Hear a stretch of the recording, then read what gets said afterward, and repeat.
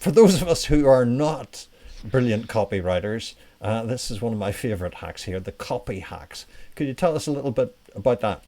Copy hacks are for people who aren't copywriters to turn them into copywriters. Um, so the first one is very simple. It's using the dash. Um, Now, in AdWords, you can only use the simple dash. Copywriters will talk about an extra long dash. You can't use that character. You can only use a very simple one. But if you look at this ad, which is quite a complicated ad because it's aimed at technical people, but what it does is by adding the dash, I've now taken my two description lines and actually broken them up and given them some space. So I've used less words, but on the page it looks different and it makes it seem more simple.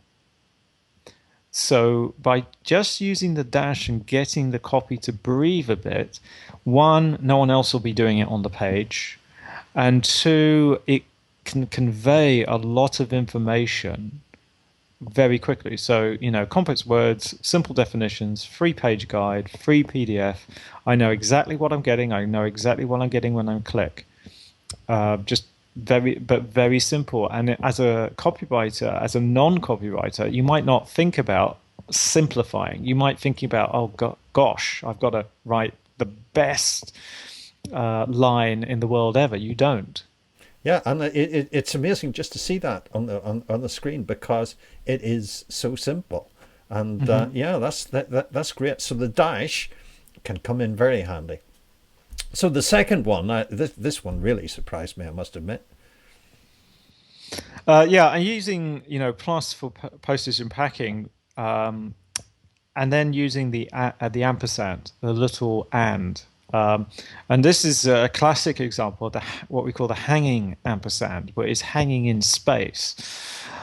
The simple thing is, but we haven't got much space, so we should use characters where we can, and the ampersand works really well because not many people are using it on the page. It's a different shape, it catches the eye.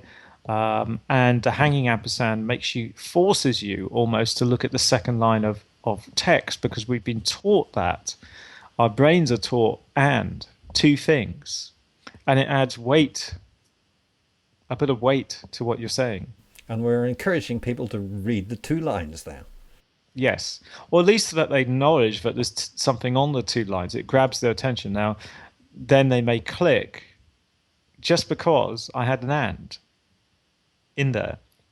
And, it just makes it seem like there's more there. And it just works really well so that, you can get a boost by just putting that in. Now, we obviously have to say that it we don't know your exact circumstances and these things are extreme examples, but what we're saying is try them, test them, because they give you ideas. You can always test them and the idea here is that if you're stuck for an idea, think about a dash, think about using the ampersand.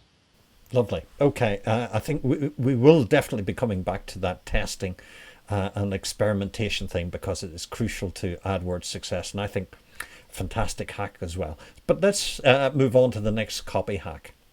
Yes, numbers. um, if you're not happy with words, you might be very comfortable with numbers, so use them because people love a number. They love them when it's a benefit to them. So, what car magazine? I'm telling people they can save 75%. They can get three issues for just £3. Free postage and packaging. You see there's an ampersand there. And you can buy online. What's there not to like? I've taken all the risk away, but I've used numbers to tell the story. Um, It's a beautiful it's a beautiful ad because that's a lot of information to get into a very short small space. mhm. And really, that's the trick. Is if you've got something good to say, you need to say it.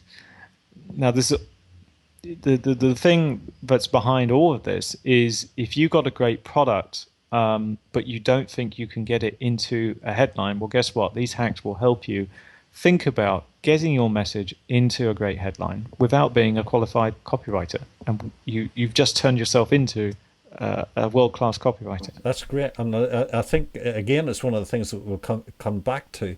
But these hacks that you're telling us, they actually are creative devices. It loosens your thinking up and gives you some things to think about, and then when you've got that framework, then being creative is a little bit easier. Yes, because if you're just sitting at your computer with the AdWords interface and trying to think of a headline, no. And you can see if people now do some searches themselves around the web about products they want to buy, maybe their own product, they'll start to see some ads which are good and some ads which are really lousy. Yeah, and that's good practice as well. After listening to this course, is go and have a look. Don't rush in and buy just yet, but have a good look around. See what your competitors are doing. See what works for you and see what doesn't work for you. That's great. Yep. And if you've enjoyed this video, you can get free instant access to all 7 videos in the series. Just click the big orange button